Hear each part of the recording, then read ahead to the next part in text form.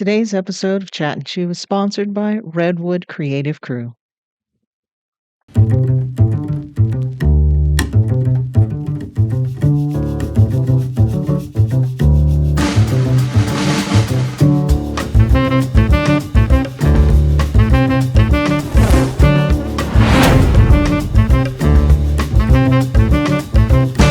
Please make sure you follow us on Facebook, like and subscribe to our YouTube channel, and of course, hit the bell to activate notifications that will remind you when we're on. Please be sure to leave us a comment to let us know how we're doing. We'd love to hear from you.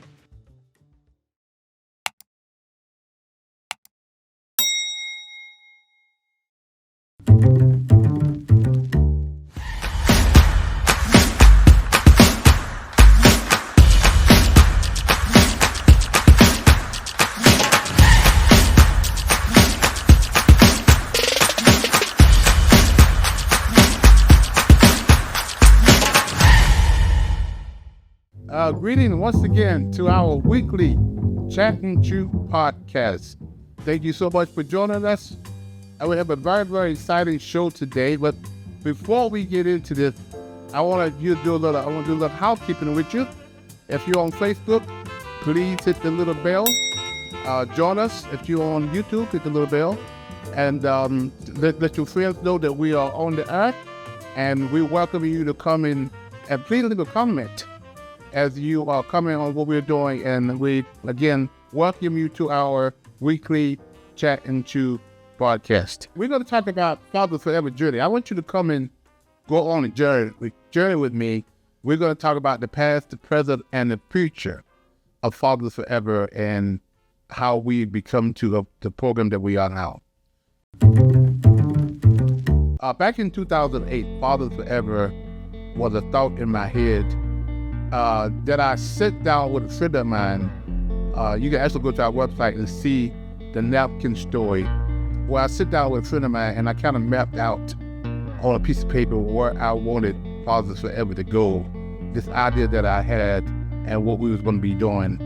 And as I wrote in that napkin, I pulled that napkin up and put it in my pocket, and I still have that napkin to our day, and we put it on our Facebook page, on our website. But anyway, one of the things that we wanted to do was to create a place, a space for fathers to come to get help they're needed. And one of the issues we started, first of all, was the Wake County Child Support Court. And the issue was when a guy is at risk of going to jail for non-child support, the court system will refer them to our program as opposed to sending them to jail. And we've been in the courtroom, Wake County Child Support Court, since 2008. And we got a lot of referrals from them.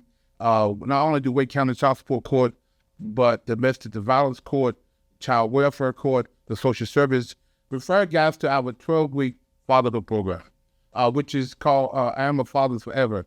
And we have taken, when COVID came, we took that 12-week fatherhood program and we put it in a book called I Am a Father Forever. So since 2008, almost 17 years, we have been in the Wake County Child Support Court, getting referrals for guys who are at risk of going to jail and helping them turn their lives around and be a part of their kids' lives and step in their child support. And that's been very successful for us.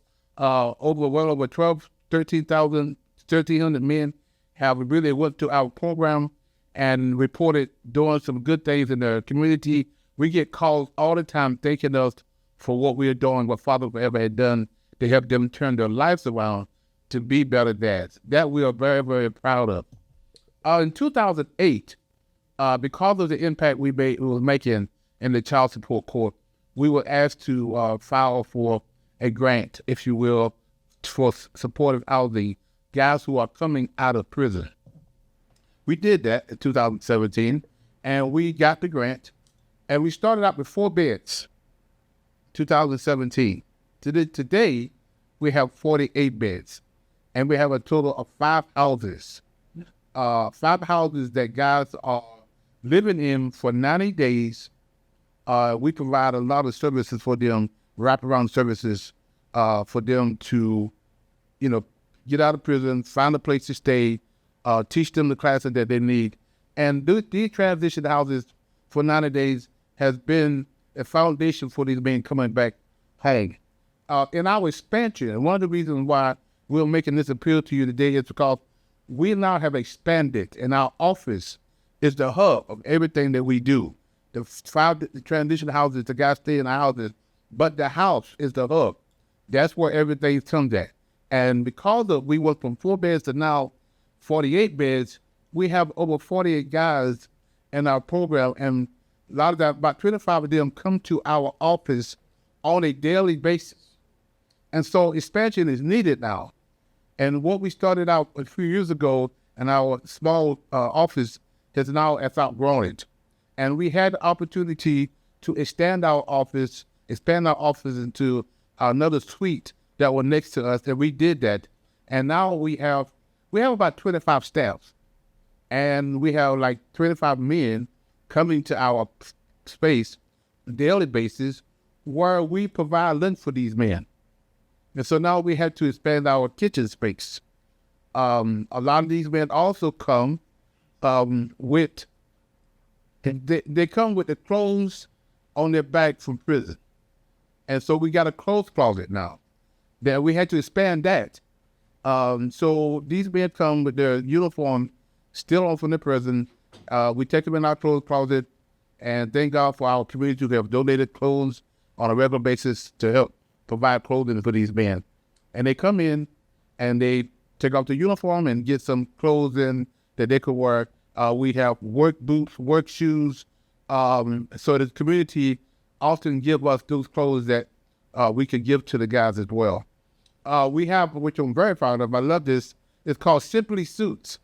We have about 300 suits in the space, which is again why we need the expansion. We've expanded that space now. We have about 300 suits that guys could come to get suits that they may need for interviews, for funerals, for different things. And so we have that space for them to come, and these guys get the suits as well. And so those things is one of the other reasons why we had to expand our office and because we've outgrown a lot of the things. The classroom space, we have now a big training room that we need, that we're going to be doing different workshops, but on a daily basis, we have groups every single day, sometimes 3 groups. We teach anger management classes. We teach substance abuse classes. We teach your gifts and talent classes. We teach self-awareness. We teach financial literacy. And now, because of the opiate house that we have, and I'll talk about that in a minute, we do harm reduction, CPR classes, as well as first aid classes. So that space was much needed, and now we have room for the opportunity to accommodate the 25 guys that we have to come into our office on a regular basis. We need bigger office spaces.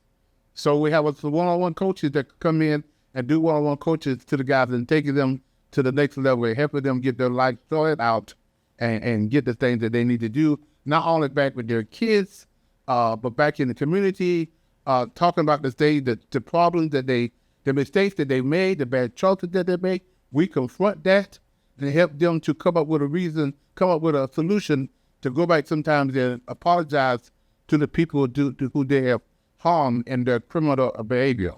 And talking to these guys, a lot of them grew up without their father.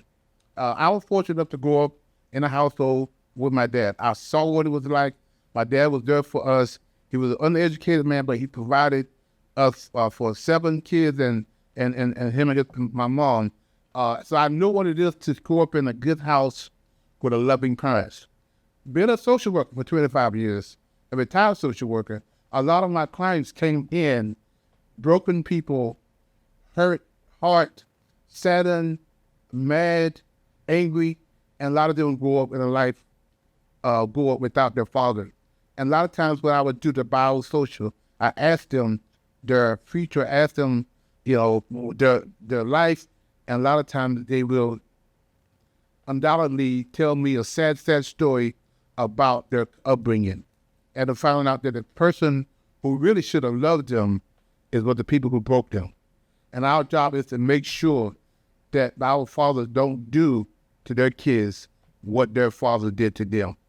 And that's one of the reasons why we need your help in this growth. And the more the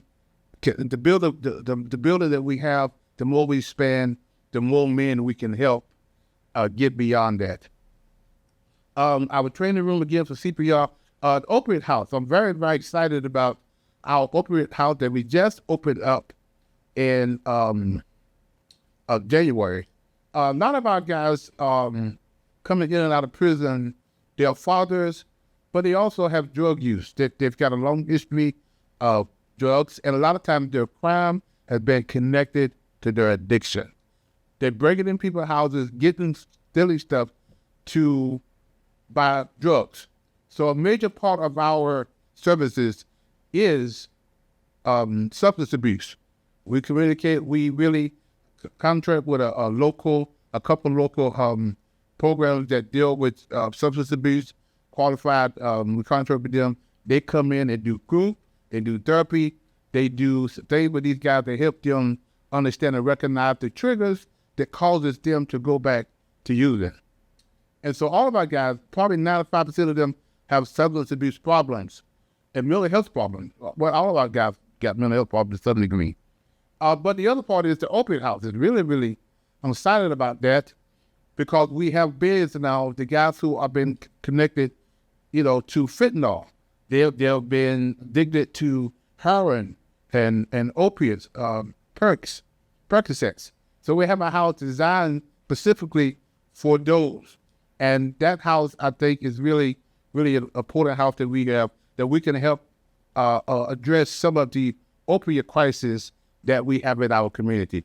And it's part of the kind of set up the same way. They have 90 days with us. We help them do the housing. It's the same process the other houses. So I'm really excited about our opioid house. Again, and your support help us to expand, to get the staff that we need to help deal with the opioid epidemics, as well as the space that we need.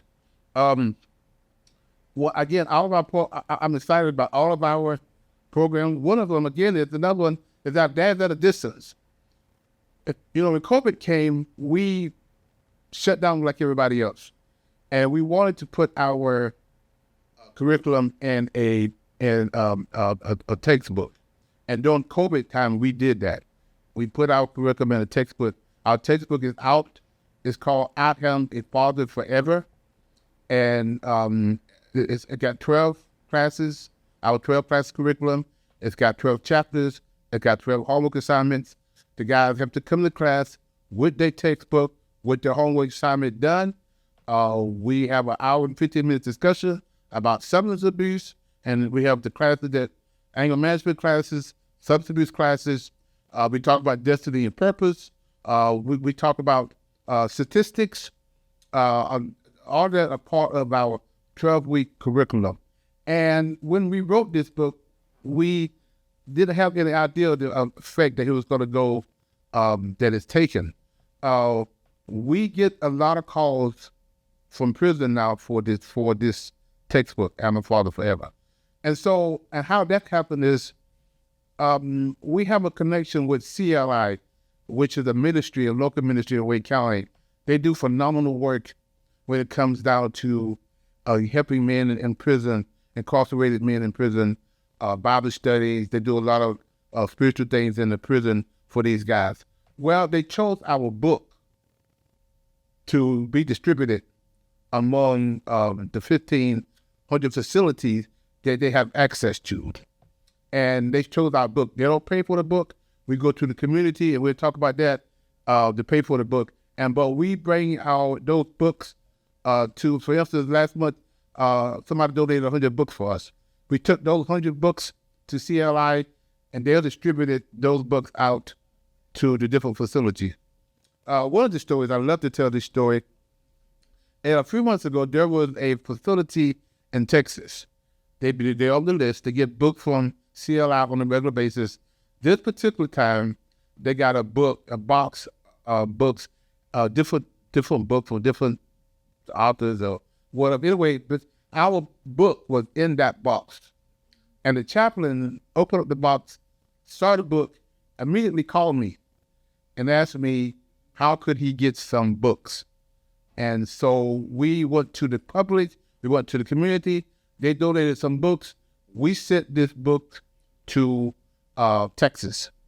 Every other month, we get a envelope full of letters from the inmates who took our course that the prisoners are teaching, and thanking us for what this book had done for them, how it have impacted their lives, how it have made them get connected with their kids, even while they're in prison. And this book teach them how to be a father while they're incarcerated, and purposely when they get out, how to prepare for that. So that's at a distance. This book is amazing. Not because we wrote it, but because it's good information, but it's very practical. And so not only that, the other thing is, another quick story. I love stories. My wife had sent me upstairs one day to get something out of the attic, and I got lost. And she finally said, "What are you doing up there?"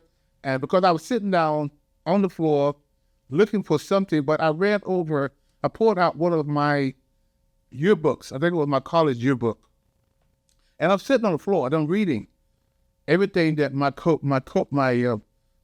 classmates had wished me good, hope me had a happy life. I'm reading those comments, and I'm actually now get choked up because I haven't heard from these people, haven't seen them in 30 or 40 years. I'm telling my age now. But these stories are really connected with me. And now I finally put the book down, and I didn't think nothing more about it. But then we started getting calls for a lot of books to be donated to the prison. And one day I had this idea, and sometimes we have a God idea, sometimes we have a Glen idea. This was definitely a God idea because I'm not this smart. It's to not only get books donated, but get the person who wrote to donate the book to put a nice little note inside the book, wishing them well. Like, I hope this book help you be the best father you can be. Or, put a scripture in there. So now our community, not only do they donate the book, but we take these books sometimes to senior citizens, and they put 2 or 3 messages in the book. So when an inmate get a book, he get a book, and now there's 4 or 5 different wishes helping him to be the best father he could be, and helping him understand, encouraging him to keep doing the right thing to get out and way to get out. So what I really want to say about that is the good feeling that they gave me reading those notes while I was sitting on my floor. Those inmates are getting those same thing. So now we ask the inmates, when you saw the book, how do you feel? They say, man, it was good to get a book, but it was very amazing to sit down and realize that people sit down and actually wrote something in that book for me. That's powerful. And so we call that reverse book signing. Normally when the author writes a book, he'll sign the book, you pay for the book, he signed the book, you take the book home. A reverse book signing is you donate the book, you sign the book, we give the book to the inmates. And so we have a lot of books that we distributed, and our goal this year is to get 10,000 books donated to the facilities. And we need your help in doing that as well. So there's a lot of things that we're doing in this community that we need your help. Grants come and go. And, we can't get mad with people when they take the grant away. But what's the core that support us is our community. It's you. You're the one that partnered with us, whether it's a $9 donation, and we're going to talk about that eventually, or whether it's a one-time donation, or whether it's a foundation or church. You want to do reverse book signing. You want to give us some money to help with our needs. We welcome you to partner with Fathers Forever in the community and get the things that we need to be done as we grow and grow and grow and keep doing the work that we are called to do. So I hope you really enjoyed our weekly podcast today. I want to close with a couple of stories. We're doing things a little bit different than we have been in the past. We sent out some emails and we got some reply back that said, "This you, Glenn?" Because we're doing something a little bit different. One of the reasons is the climate that we're in now. We need to make sure we are getting some secure finances and making sure that we can stay on the earth. Grants come and go. And sometimes when, different things happen, grants leave. We want to make sure that we can continue to do what we do, even if the grant leaves. So with that being said, we are asking, that's why we're going to Texas and asking our community to help us finance what we're doing. I wanted to tell you a quick story. If we had 4 nonprofits out there, one was the animal, one was kids, one was fatherhood, and one was women. I've asked you a question, then we'll answer it. Which one do you think would get the money, the most money, most? And the answer is the animal. The animal nonprofit would get the money, most of the money up front. Then the kids, then the women, and the fathers would get what's left, if there's any left. And therefore, there's not a whole lot of funding out there for fatherhood programs, and this is one of the reasons why we have to ask the community to get involved as well. The other thing is, and I often tell this story, if you have a glass of water sitting on the table, and the glass falls over, and the water is spilling out of the glass, and we got our mops and we got our cloths, and we are steadily cleaning up the water off the table and off the floor. But the more we clean up, the more water falls out of the glass. And the problem is, we forgot to do one simple thing, and that is to stand up the glass. So in all of our efforts to clean up the mess, it keeps pouring out because we're only dealing with the symptoms and not the cause. And the cause is we have to stand up the glass, and the glass is the fathers. So, and this is what Fathers Forever is here to do. We want to not just deal with the results of the aftermath. We want to not just deal with the symptoms of the problem. We want to deal with the root of the problem. And if we can fix the fathers, a lot of times we can fix the moms and the kids and society. But we have neglected sometimes, in my opinion, to stand up the glass, and that is the fathers. And so that's why we're asking you to help us stand up the glass. Help us provide a safe place for fathers to come to get the help that they need to be the father and the husband and that they need to be to their kids and to their families. With that being said, we wish you happiness until we meet again. Help us stand up the glass. Take part in the Dads at a Distance initiative by giving a copy of I Am a Father Forever to a friend or family member, or host a reverse book signing at your business, church, or organization. You can also contribute by joining the Fathers Forever monthly donor membership program. By becoming a monthly donor, you're directly contributing to the success of Fathers Forever programs and the men we serve. Choose the level of support that's right for you and enjoy exclusive perks designed to connect you to our mission and impact. For more information about this or any other method of support, please visit our website at www.afatherforever.com/donate. Hello everyone, this is Glen Warren, founder and executive director of Fathers Forever. I want to share an alarming reality with you. 627,000 fathers are incarcerated that have kids under 18.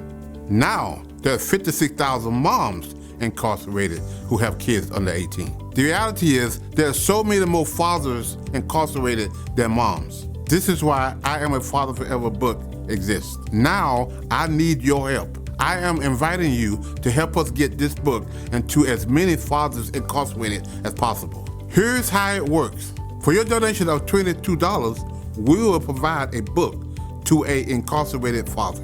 Thank you in advance for helping Fathers Forever heal fathers and save families.